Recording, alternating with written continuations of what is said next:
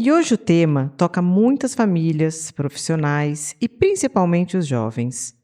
Como cuidar de crianças e adolescentes diante dos riscos do tabaco, dos vapes, do álcool e de outras substâncias psicoativas? O que é de fato a prevenção? Que estratégias funcionam? E quais podem acabar gerando mais exclusão e preconceito? A verdade é que muitas vezes, em vez de proteger, algumas ações acabam reforçando estigmas. Prevenção de verdade não se faz com palestras pontuais, nem com discursos sensacionalistas e moralizantes. Será que não está na hora da gente falar menos em controle e mais em vínculos, escuta, pertencimento? Hoje a gente conversa sobre o papel da escola, da comunidade, da família e também sobre os limites das políticas públicas que ignoram os determinantes sociais do uso de substâncias. Tem muito dado, histórias, crítica. E, como sempre, tem afeto, tem escuta e tem coragem de encarar as contradições.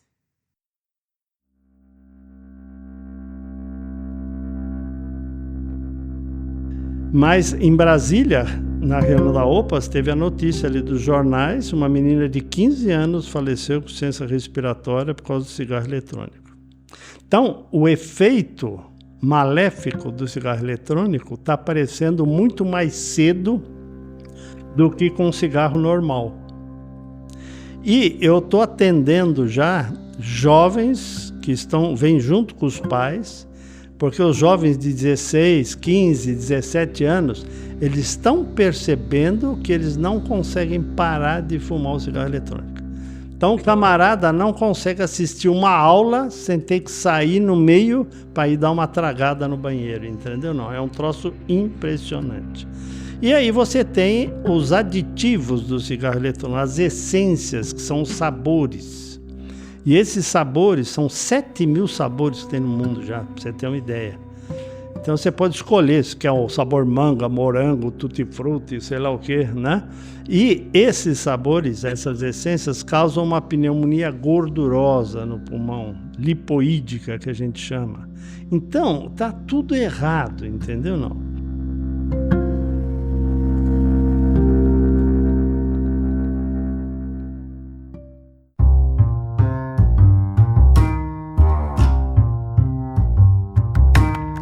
Bem-vindos! O Capscast do Gato Preto já começou. O podcast de um CAPS que não existe para dar voz a pessoas que existem. O meu nome não existente é Bibi. E o meu é ciclista. E o nosso tema de hoje é... Como prevenir o uso problemático de tabaco e outras substâncias por crianças e adolescentes? Bora falar sobre isso? Bora!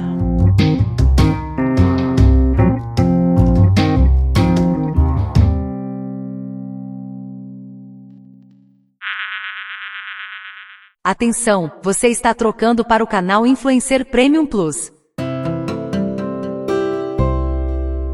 Oi, gente! A sua influencer favorita tá de volta. Mais um dia normal da minha vida, direto dessa suíte presidencial em Nova York, porque a liberdade, você sabe, é um lifestyle. Seja como a Bella Free. Dá aquele like e segue o canal, hein?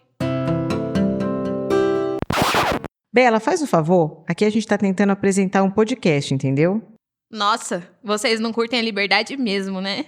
Aproveita que você tá por aqui, solta esse negócio e senta aqui para participar da conversa. Aliás, Bella Free? Que raio de nome é esse? É free de liberdade, sacou? Você tá por fora das trends.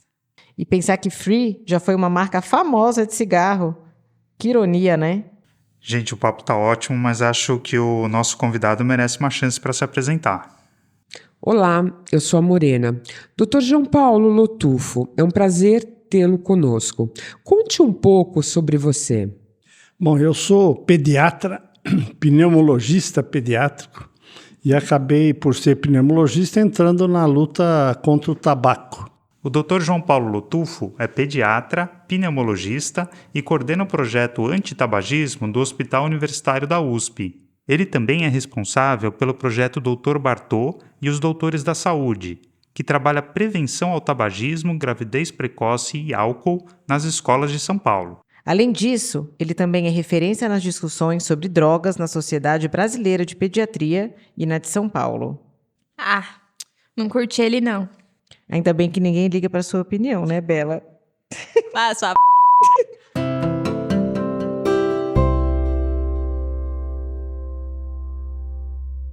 Antes da gente continuar, vale explicar melhor o que é o projeto Dr. Bartô e os Doutores da Saúde. Porque a coisa começa muito cedo. Todo mundo sabe, 10, 11, 12 anos já temos usuários aí e tal. Então, a prevenção é onde eu foquei esse trabalho. E eu criei um personagem que chama Dr. Bartô, que era o meu apelido de infância. E ele é um personagem que faz a prevenção por aí. Então, estamos nisso há 20 anos e vamos em frente. O projeto foi criado no ano 2000 pelo Dr. João Paulo Lotufo. A ideia é apoiar famílias e jovens com informações sobre prevenção ao uso de álcool e outras drogas, principalmente entre crianças e adolescentes. Veja, o que a gente faz geralmente, o que o pessoal faz? Vai a uma escola, faz uma palestra, entra por um ouvido, sai pelo outro, né? E depois acabou.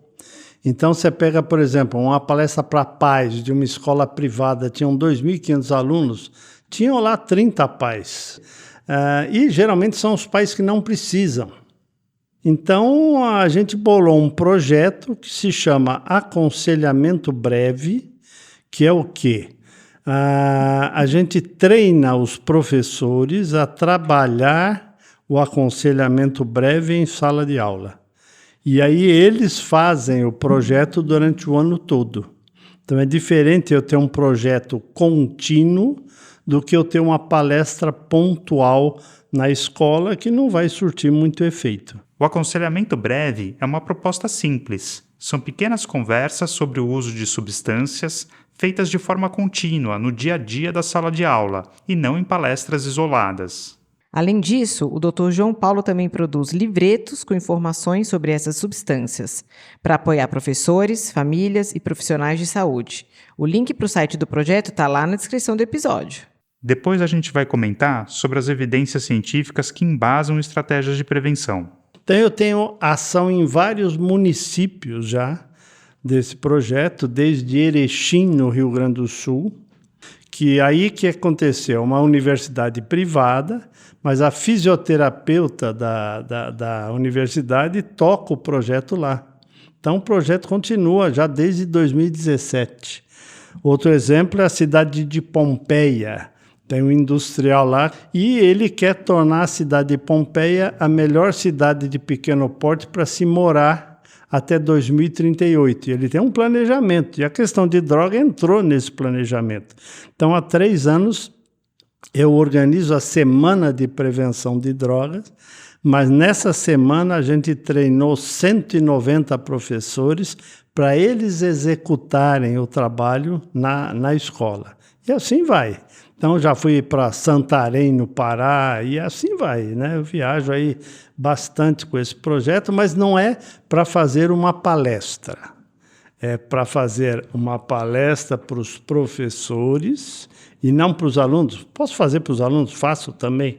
Mas a ideia central, né, é fazer para os professores, para eles executarem esse projeto de prevenção durante o ano todo.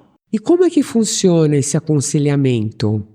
Veja, vou dar um exemplo de um professor de matemática.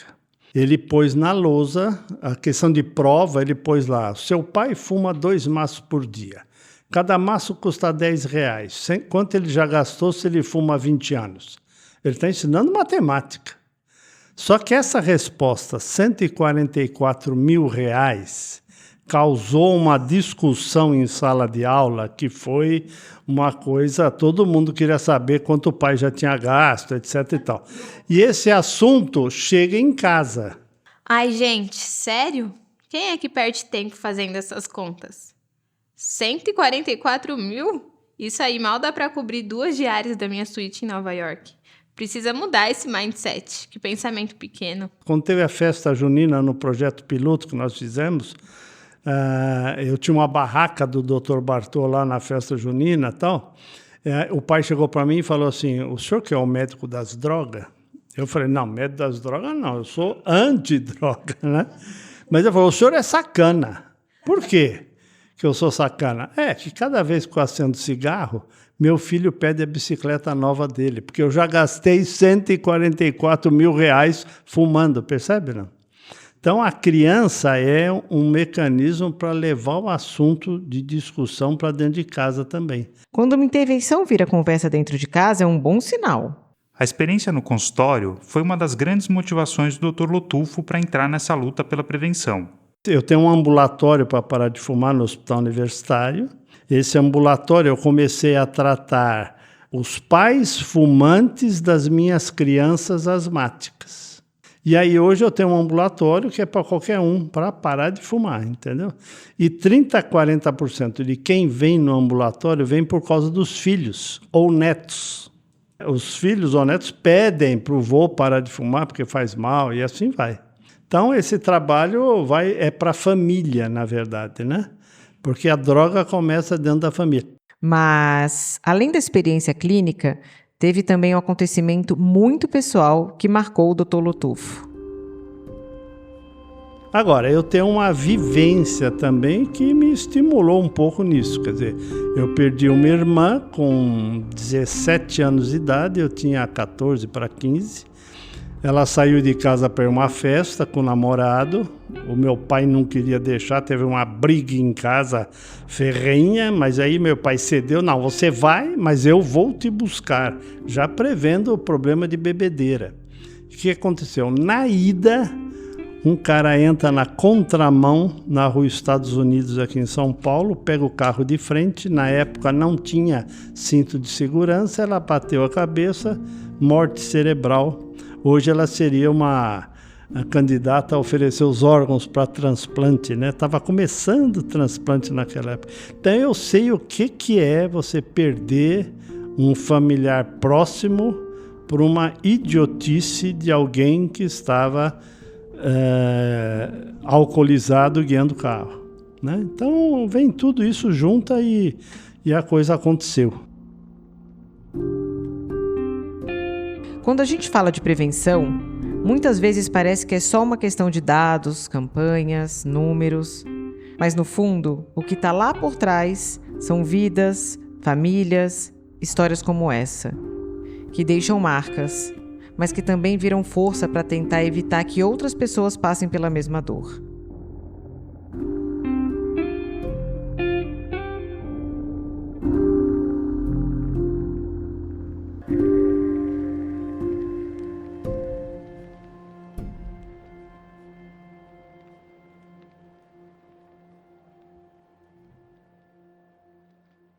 Ai, gente, tô ficando de saco cheio. Já deu de drama, né? Cadê a vibe positiva desse podcast? Assim não vai dar engajamento nenhum. A gente já sabe que você não é muito de respeitar a dor do outro, né, Bela? Ah, já falei. O lance é mentalizar coisas boas. O lance é ter responsabilidade, sacou? Acho que é bom a Bela ouvir um pouco mais. O senhor comentou que nesse projeto o senhor produz multiplicadores. Essa multiplicação, como ela se processa? Veja, depois da palestra motivacional para os professores, que pode ser de um dia ou 2 dias, que eu fico na cidade ali um fim de semana inteiro, por exemplo, eles mesmo ocupam esse espaço naturalmente. Então, por exemplo, a cidade de Pompeia é um exemplo. Eu estive lá há pouco tempo atrás, ficamos lá uma semana trabalhando, levei teatro para as crianças, teatro para os adultos, música. É todo um trabalho, não é só a palestra em si, né? Mas uma professora, quando abriu-se a discussão, ela foi à frente com uma caixa grande, chorando, falando da filha. Eu pensei, meu Deus do céu, ela vai abrir a caixa e tem as cinzas da menina lá. Fiquei imaginando isso, mas não. O que tinha dentro da caixa? Todos os cigarros eletrônicos que essa menina de menos de 18 anos tinha fumado naquele ano. ela guardou todos e despejou em cima da mesa aquela quantidade de cigarro eletrônico que estão no hospital universitário hoje, na semana antitabágica, num vidrão, bem na entrada, porque causa um impacto muito grande. Mas eu estou mostrando isso, quer dizer, naturalmente, essa professora vai ser uma pessoa que vai multiplicar a coisa, entendeu? Não.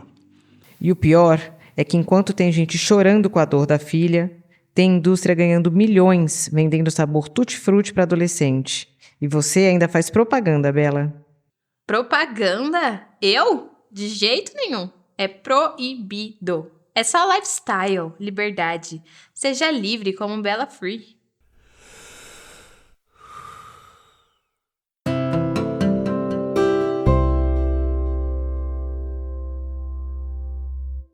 Agora, hoje, qual é o problema principal do tabagismo? Cigarro eletrônico, né? Então, isso está com um boom aí de... E no tabagismo tem um problema. Quarta-feira passada eu estava na reunião da OPAS, em Brasília, que eu represento a Sociedade Brasileira de Pediatria nessas reuniões e tal. E o que aconteceu no Brasil? No Brasil, nós éramos 30% de fumantes. Hoje somos 9,3%. Só que aumentou. No último ano, passamos para 11% a 12%. Então, houve um aumento. Desde 2007, a curva é descendente. Mas esse ano a curva subiu.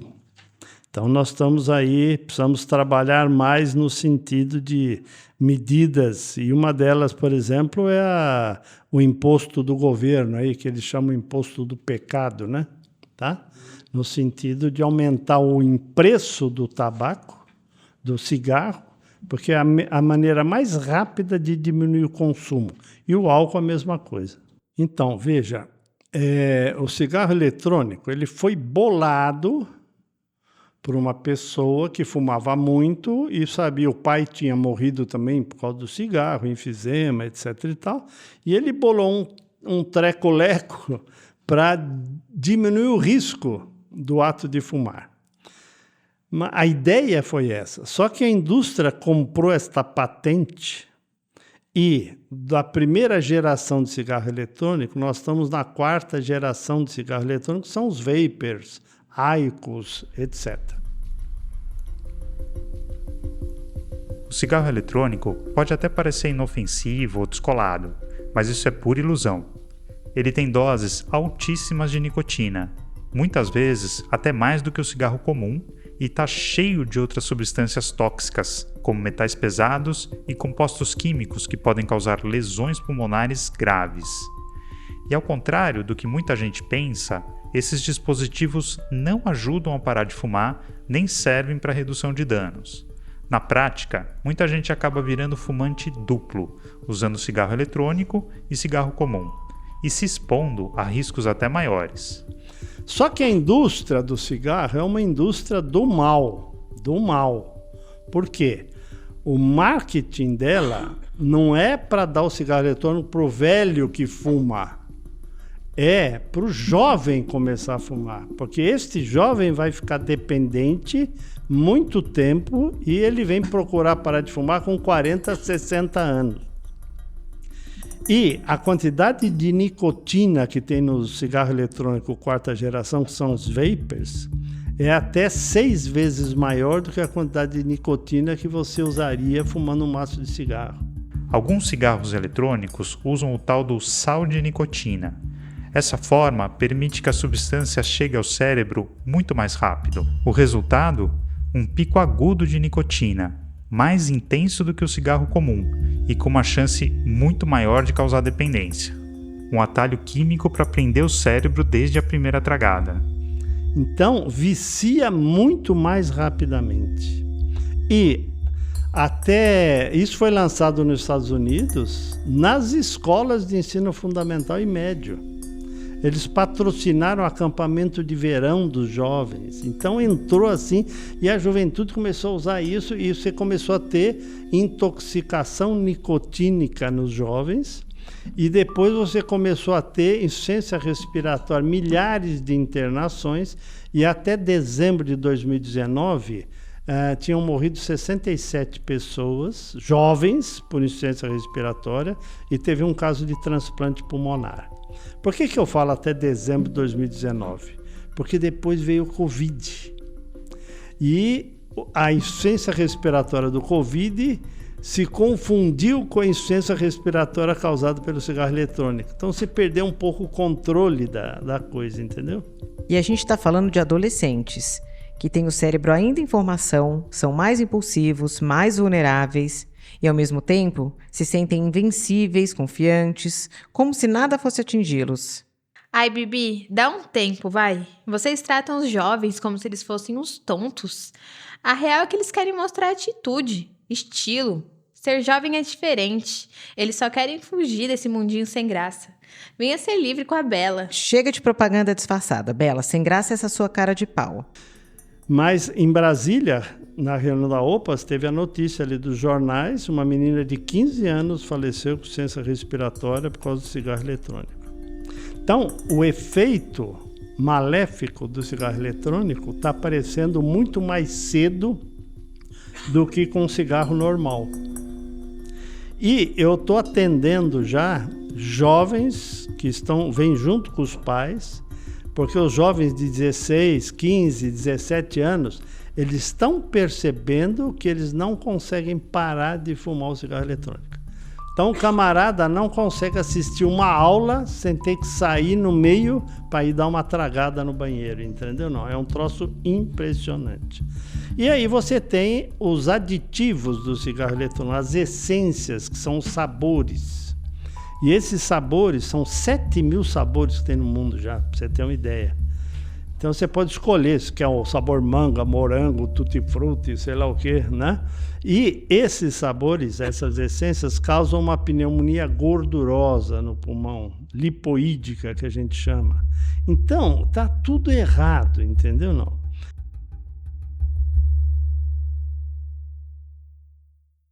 Sete 7.000 sabores? Ai, gente, isso é o futuro. Liberdade de escolha, lembra? Você pode adoecer, mas com gosto de manga, né? E depois você procura um transplante de pulmão no SUS com sabor de menta.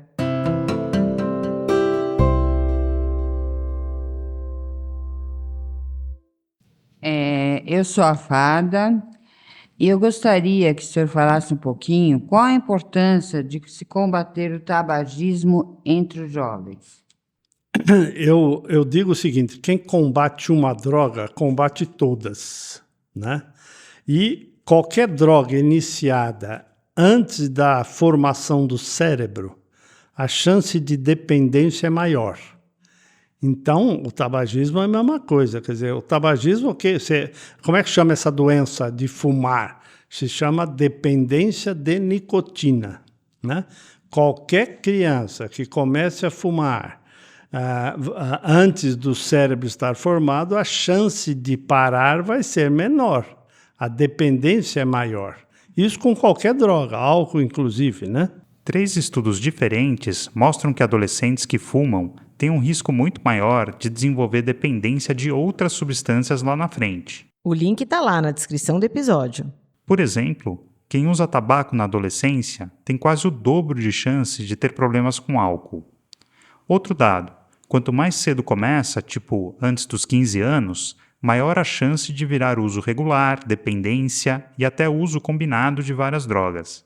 Se tem uma droga que a gente pode dizer que é a porta de entrada para outras, é a nicotina. E quais são os principais fatores de risco para que jovens desenvolvam dependência de substâncias?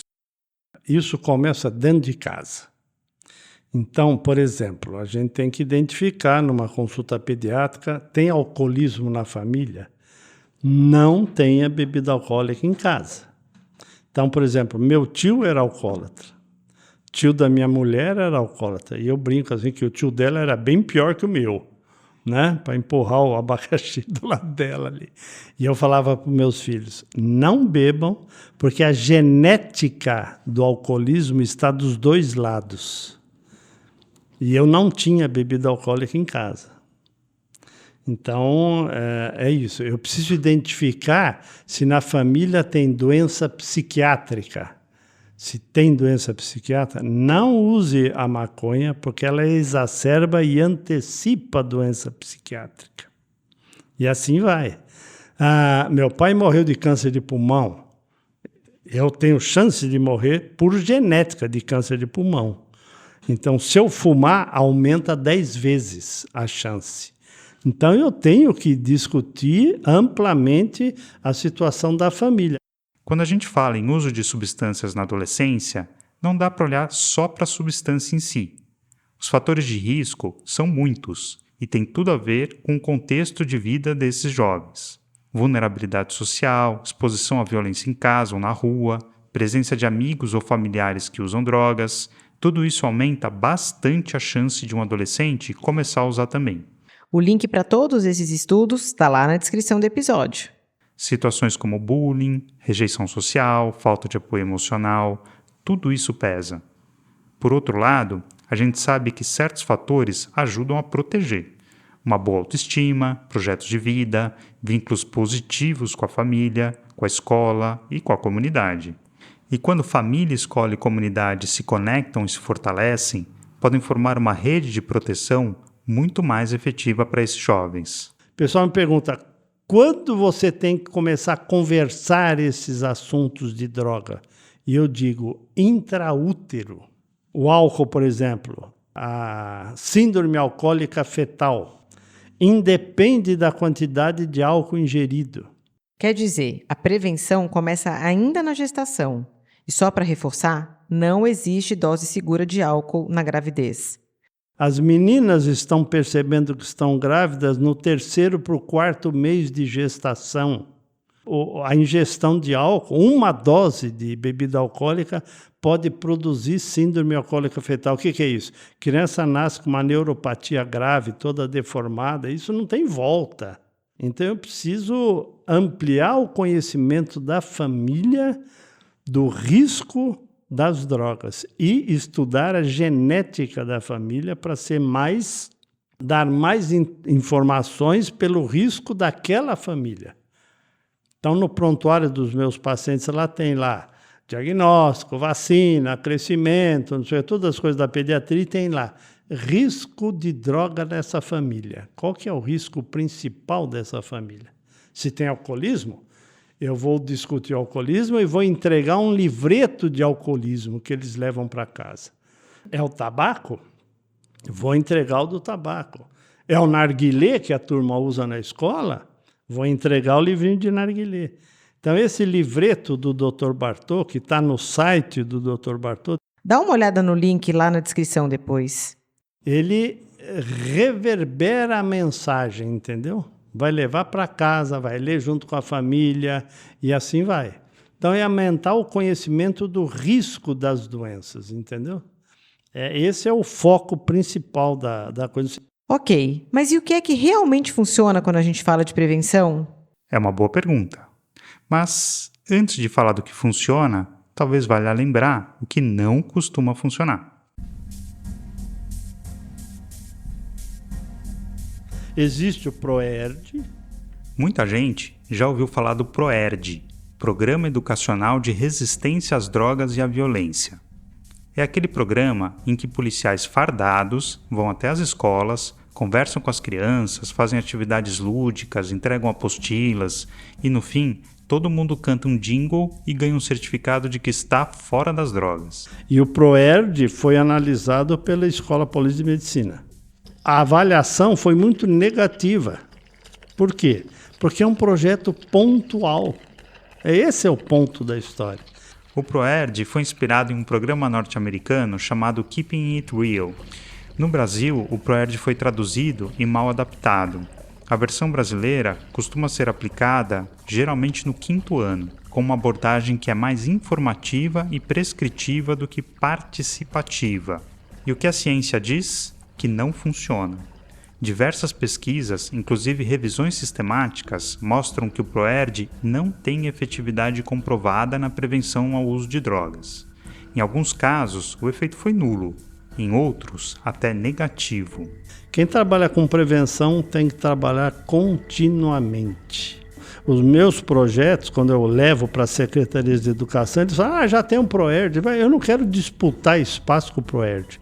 Eu quero somar com o ProERD. E o problema com esse programa não é só de tradução. É também uma questão de metodologia, de idade inadequada do público-alvo, de falta de contextualização cultural, de linguagem distante da realidade dos alunos e até da figura do policial ser contraditória em alguns territórios, principalmente nas periferias. Imagina, em algumas comunidades, a polícia é vista com medo, com desconfiança, com dor. Como criar vínculo nesse cenário? Prevenção, de verdade, exige vínculo, escuta, confiança, tempo. Não se faz com apostila, regra e medo. Então, quando eu fui para Santarém, foi a Polícia Militar que me levou para lá para eu ampliar o projeto deles. E aí, quando eu desci do avião lá em Santarém, tinha um carro da polícia me esperando. Seguramente metade do avião achou que eu estava sendo preso, né? Porque eu saí do aeroporto no carro da polícia, né? Enfim. Então, quando a gente fala em repensar a prevenção, não é desvalorizar o esforço. É só entender que, para funcionar, ela precisa ser construída com a comunidade, com a escola, com os próprios jovens, e não imposta de cima para baixo.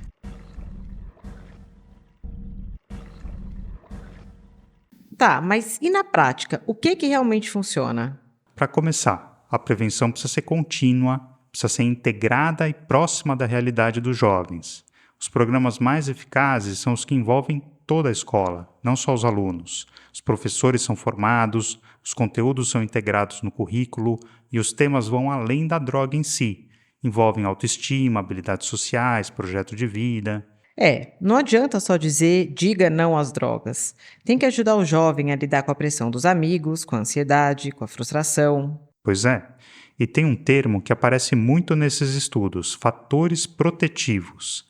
São como redes de segurança, envolvem a família, a escola, a comunidade. Quanto mais redes um jovem tiver, menor a chance dele cair em comportamentos de risco. E é claro que nenhuma rede é perfeita, né? Tem jovem que não tem esse apoio em casa, que sofre bullying, que está enfrentando 1000 pressões. Mas às vezes, um vínculo na escola já muda tudo. Um professor que escuta, um projeto que acolhe, uma roda de conversa que faz sentido. Prevenção real não é só informar sobre os perigos, é criar espaços de escuta, é dar sentido, é criar pertencimento. E é por isso que aquelas intervenções isoladas, tipo uma palestra uma vez por ano, não resolvem.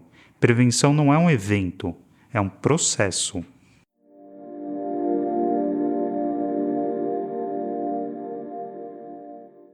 Bela, acorda, criatura! Daqui a pouco acaba o podcast e você tá aí, desmaiada no sofá. Como... É que é só falar em pertencimento que eu pego no sono. E ninguém aqui quer meu... Peraí que eu tô com muito sono. Não tô nem enxergando. E ninguém aqui quer my point of view mesmo. Esse podcast aí vai flopar. Negar a realidade e minimizar riscos e danos é uma tática antiga da indústria do tabaco. E isso não é exatamente um point of view. For real, ou falando sério, o Dr. Lotufo fez uma analogia com os famosos 12 passos dos grupos de ajuda mútua para orientar as famílias. É receitinha de bolo para criar filhos? Acelera aí que eu tenho uns reels para gravar. Não é receitinha de bolo. É receitinha para tentar evitar que os filhos caiam em armadilhas como as criadas, por exemplo, por influenciadores como você. Nossa, você é chata mesmo, né? Tem um livro aqui que chama 12 Passos. Por que é 12 passos? Porque o Alcoólatras Anônimos tem os 12 passos para tirar o cara do alcoolismo. Narcóticos Anônimos tem os 12 passos para ter... Amor Exigente tem os 12 passos. Então eu resolvi pôr os 12 passos para a criançada não entrar nas drogas. Os 3 primeiros passos falam sobre vínculo e rotina familiar. E aí os 12 passos são família unida com limites. Passo 1. Limite é uma coisa que está faltando hoje. Então, o moleque fica na rua, a mãe trabalha o dia inteiro, não tem ninguém. Então, é um candidato aí para as drogas, né? Investir no relacionamento familiar. O passo 2 é investir no relacionamento familiar e o 3 é fazer as refeições com os filhos. Fazer as refeições com os filhos. Óbvio que isso tem que ser adaptado para cada realidade. Muitas famílias, em especial as mais vulnerabilizadas, enfrentam uma pobreza de tempo que pode tornar esse passo bastante desafiador.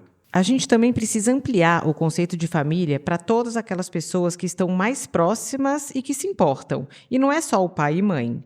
Aliás, não é só mãe, né? Porque muitos pais ou caem fora ou jogam mais a responsabilidade nas costas da parceira.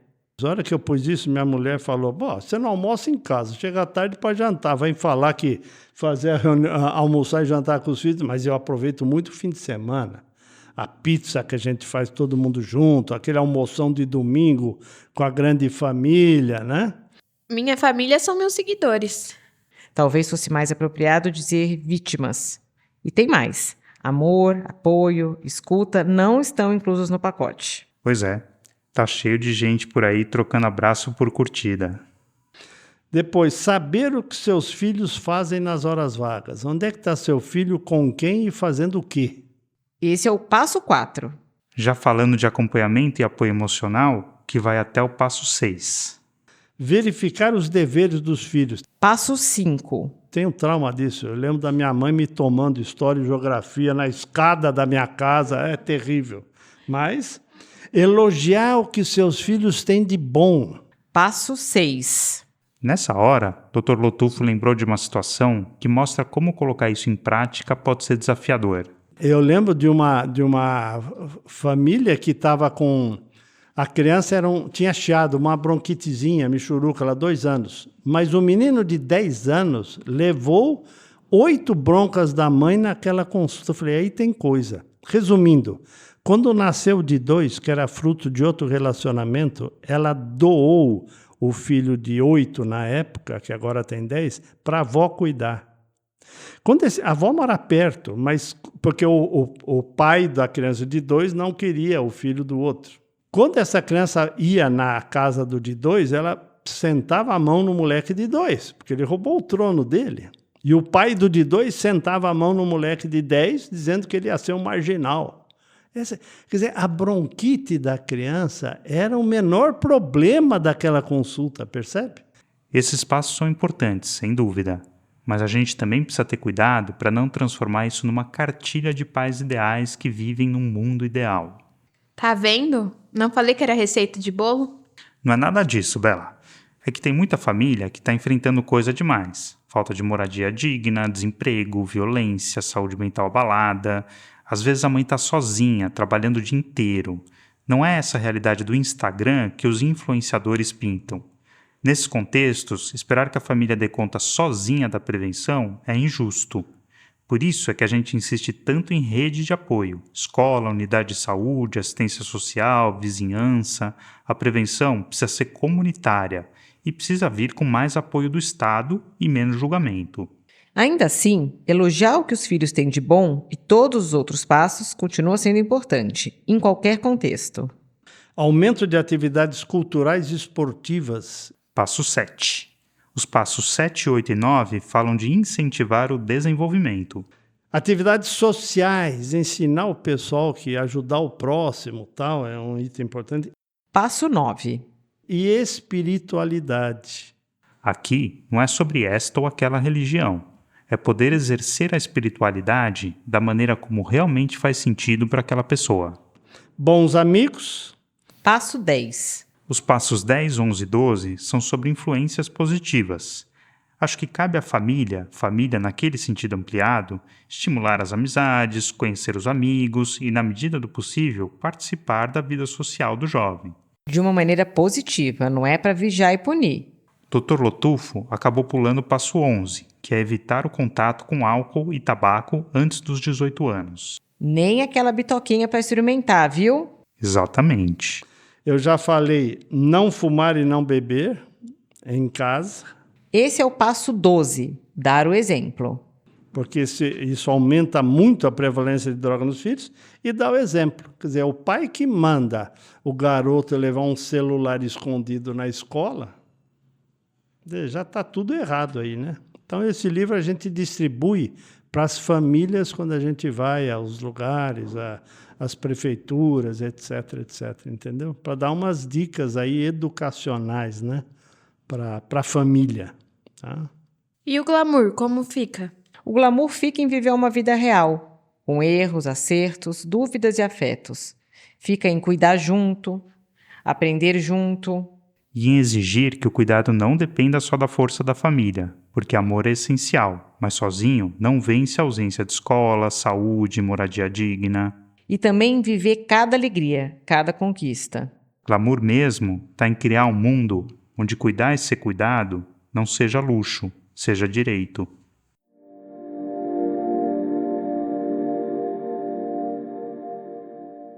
Depois da fala sobre os 12 passos, ficou ecoando uma pergunta importante.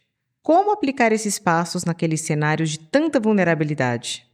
Eu ia fazer uma pergunta do como o projeto trabalha os determinantes, mas eu não sei se seria a resposta que ele deu agora dos 12. Eu acho que poderia perguntar um pouquinho diferente do que está aqui. Poderia perguntar, e quando existem, né, essas questões sociais muito importantes, aí, moradia precária, falta de suporte familiar, evasão escolar, eu acho que os 12 passos precisam de uma estrutura básica, né, para poder acontecer. Se não está na escola, né, aí tudo isso daí fica muito mais difícil. Então podia Quer perguntar para ele? ir por aí a pergunta. Ah, entendi. Doutor, me fala um pouco com relação a questões sociais, como, por exemplo, moradia precária, falta de suporte familiar, evasão escolar, entre outros.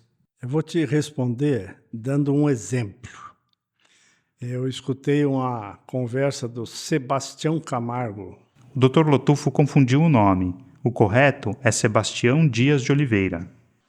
Que é um negro da favela do Rio de Janeiro, não sei se é a Rocinha, outra lá, não me lembro agora, mas ele montou lá na favela um clube de badminton. E hoje nós estamos aqui na comunidade da Chacrinha, em Jacarepaguá, na zona oeste do Rio de Janeiro, para conhecer de perto a Associação Miratos de Badminton. Vamos lá? Sabe o que é badminton? Badminton é aquele jogo de raquetinha e peteca que joga lá e tal. Um clube de badminton na favela do Rio de Janeiro, que é o país do carnaval e do futebol, não combina. A Miratos foi fundada em 1998 pelo Sebastião Oliveira e ele viu uma oportunidade de tirar as crianças da comunidade das ruas e através do esporte e da educação. Mas por que ele fez isso? Ele diz o seguinte: precisa dar um norte para a criança. Mais que um norte, eu acho. A gente, quero dizer, a sociedade precisa dar oportunidades. Porque se você não der um norte, o traficante passa ali, passa a mão na cabeça dele. Esse cara é meu amigo. No dia seguinte, compra um sorvete para ele. No dia seguinte, pede para o garoto ir comprar um sorvete para ele. No outro dia, pede para o garoto levar um pacote para o amigo e esse garoto já está no tráfico. Então, esse clube de badminton está relacionado à escola. Eles têm que estar na escola para frequentar o clube de badminton. Como é que os passos do badminton ele faz com samba, que é brasileiro? Ele treina samba para o indivíduo ter agilidade e tal, e assim vai. O filho desse camarada, que é da favela, já é campeão pan-americano de badminton. E a turma gosta de frequentar o clube porque os melhores viajam para competir. Então a molecada consegue viajar e assim vai. Ai, gente, essa história do badminton é até fofa, mas vamos combinar? Cada um corre atrás do seu, mostra valor, empreende. Quem se destaca, vence. Quem não consegue, paciência. Não dá para esperar que o governo segure na mão de todo mundo. E você, já lançou o curso Empreenda com a Bela? Receita para vencer sozinho no caos? Isso mesmo, tem link na minha bio.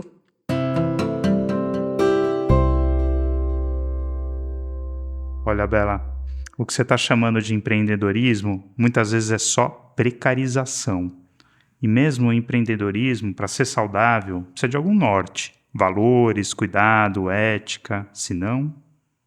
Agora, eu fui numa escola privada em São Paulo, onde teve descobriram uma rede de distribuição de maconha dentro da escola, pelo WhatsApp. Um dos garotos mostrou para a diretora, aqui, ó, o que está vindo no meu WhatsApp.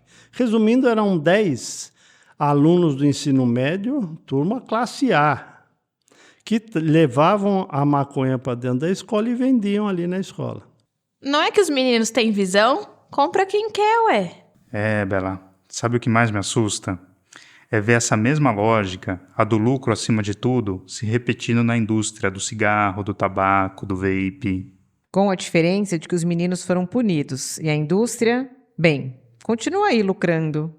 Aí me chamaram para conversar com esses pais. Fui lá, conversei, levei a psicóloga que trabalhava comigo, a psicóloga da escola. Aí perguntei, o que vocês estão achando? Um dos pais falou assim, vou tirar meu filho dessa escola porque ele aprendeu a usar droga aqui. E eu falei para ele, o senhor vai levar seu filho para que escola? Qual é a escola hoje que não tem esse tipo de problema? O segundo falou, eu queria que a escola expulsasse meu filho para ele tomar um susto e aprender o caminho certo. Eu falei, pera um pouco, o seu filho é que estava traficando, o que o senhor vai fazer? Não o que a escola tem que fazer. E o terceiro me assustou mais, falou, não falo com meu filho há 8 meses, tivemos uma briga, saímos no tapa, a gente não se conversa mais. Então, a família é o ponto principal, mas a desestruturação familiar está em todos os níveis. No fundo, aqueles pais estavam repetindo a mesma lógica que a gente vê por toda parte. Em vez de acolher, punem. Em vez de escutar, expulsam.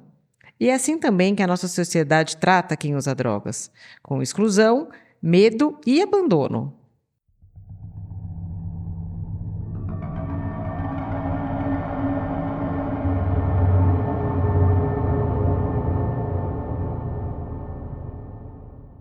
E essa coisa do porte me preocupa muito. A criminalização do porte de maconha, no caso. Porque eu fui a um sítio, eu fui tirar leite da vaca de manhã, que eu gosto lá, um velhinho lá estava lá, conversando, meu filho está em São Paulo, onde é que ele está? Na penitenciária Venceslau Braz. Eu falei, mas o que aconteceu? Não, ele estava fumando uma maconha num grupo aí, tal, a polícia chegou, prenderam ele e tal, e 6 anos preso. E quem mais sofre com isso, quase sempre, são os mais pobres, os mais vulnerabilizados. A família desintegrou, porque a família não tinha condições de sustentar os netos, voltaram para a Bahia, tal, não sei o quê, e ele lá. E eu falei, me passa o endereço do seu filho lá, que o nome dele, que eu vou mandar o material para ele. E mandei para ele esse livro 12 Passos. E todos os livretos que a gente tem, cada um falando de um assunto. E tem todo um material de 12 livretos que mandei para ele. Eu recebi para o WhatsApp desse senhor, olha, meu filho agradece o livro, ele já leu todos, e o livro, e todos do meu pavilhão estão lendo, porque o livro está na biblioteca do pavilhão. A gente discutiu a fundo a questão da descriminalização e colocou nosso ponto de vista no nosso episódio sobre a guerra às drogas.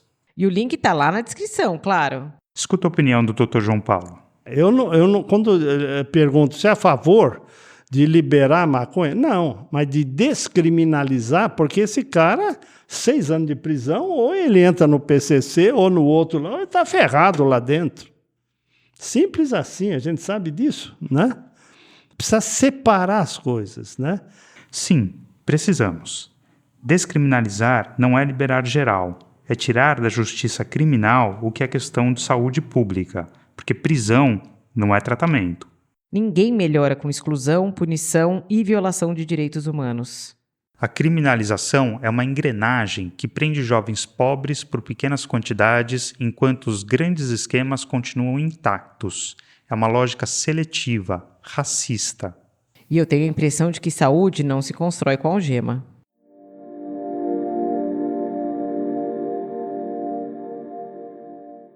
Vou pôr aqui como Nina, tá? O que eu queria saber, doutor, esse trabalho que o senhor faz, esse projeto do doutor Batô, e está aqui também os doutores da saúde, que foi pouco falado, como fica a verba? Como é que o senhor consegue verba para isso?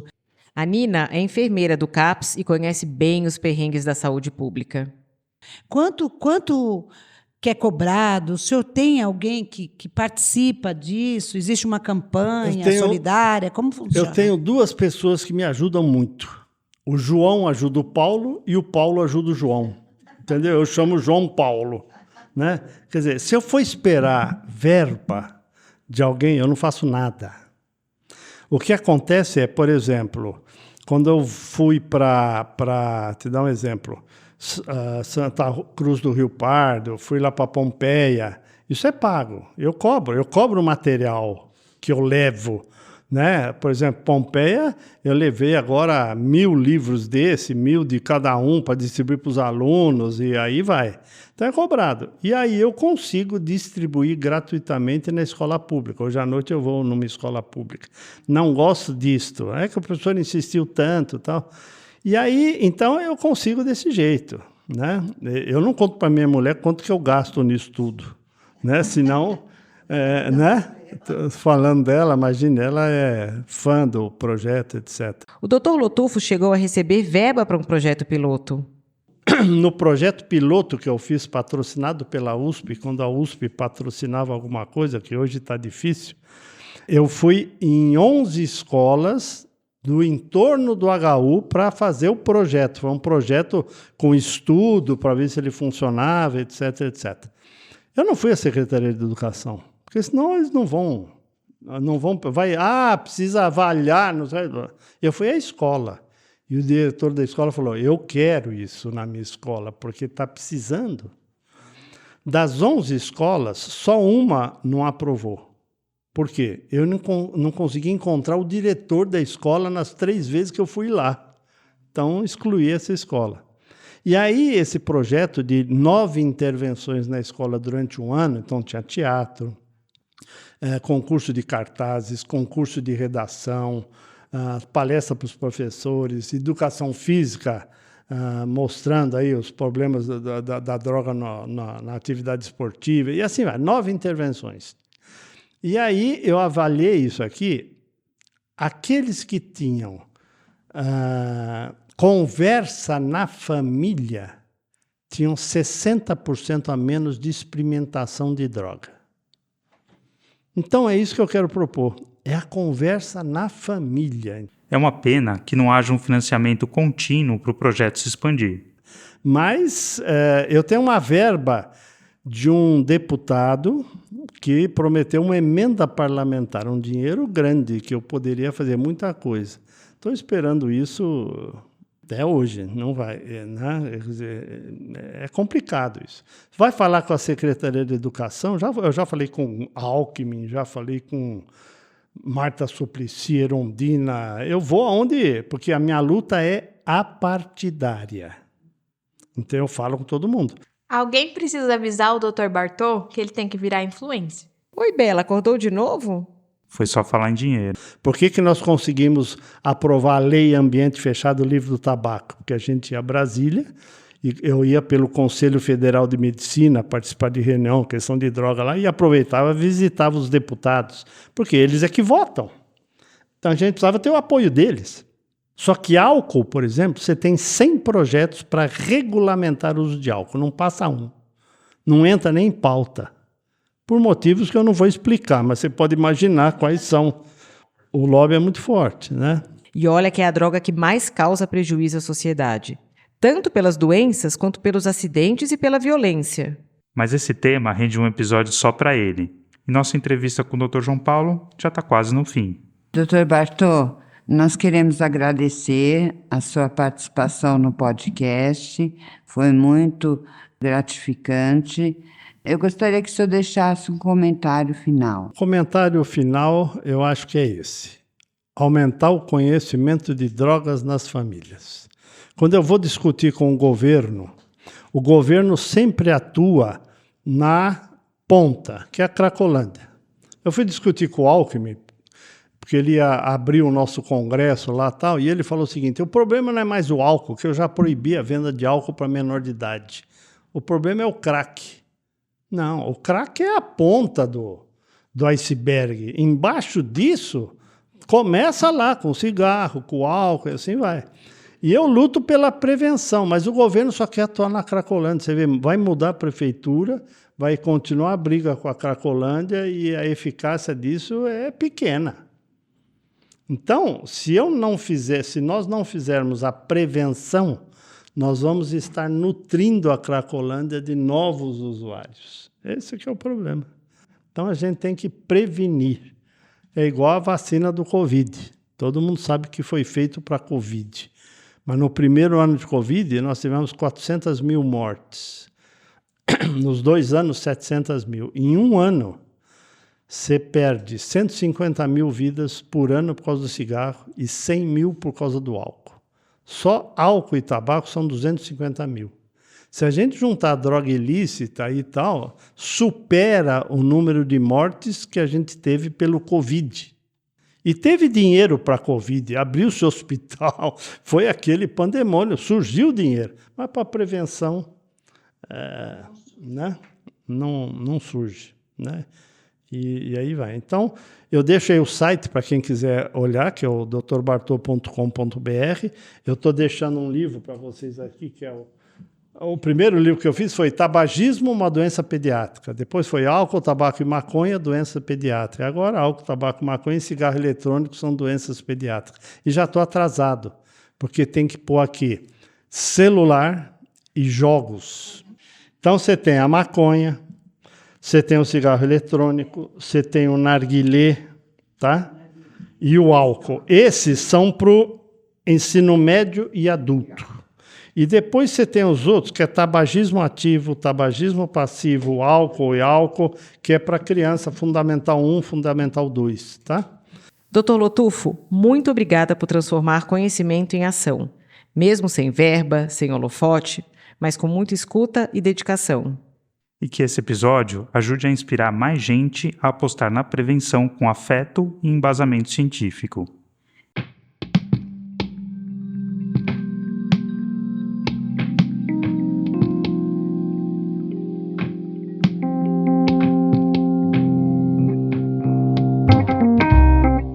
Obrigada por escutar esse episódio do Capscast do Gato Preto.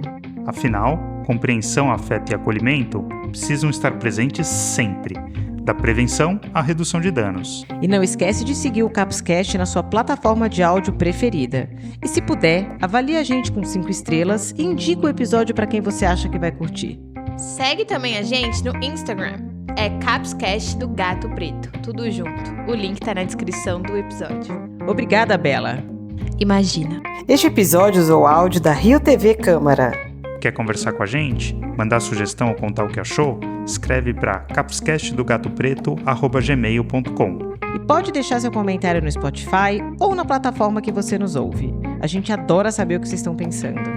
Um abraço enorme e até o próximo episódio. Até o próximo! Obrigada a todos.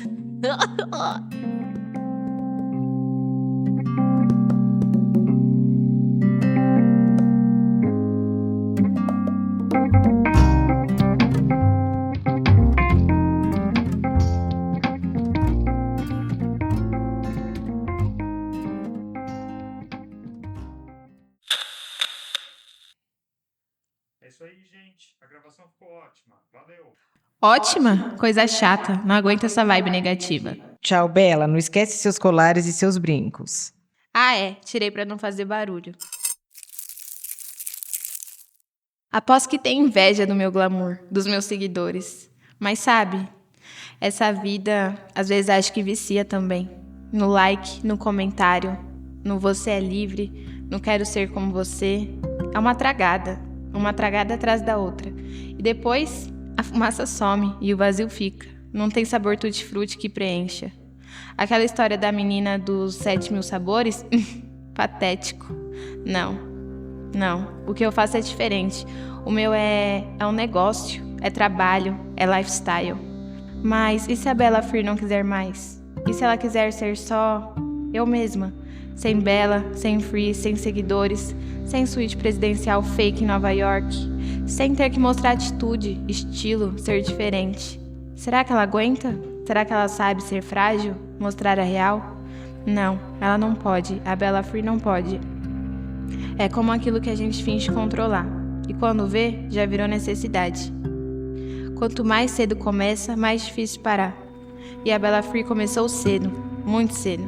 Precisa de mais, sempre mais glamour, mais liberdade encenada, mais likes. Talvez isso seja, na verdade, uma prisão.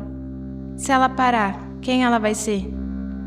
Força, Bella, é só um podcast, eles que são os losers. A gente levanta, sacode a poeira e vai lá fazer mais uns 10 stories, uns 2 reels, uma live de bom dia, galera livre, porque o show não pode parar, não importa o que aconteça por trás dos filtros.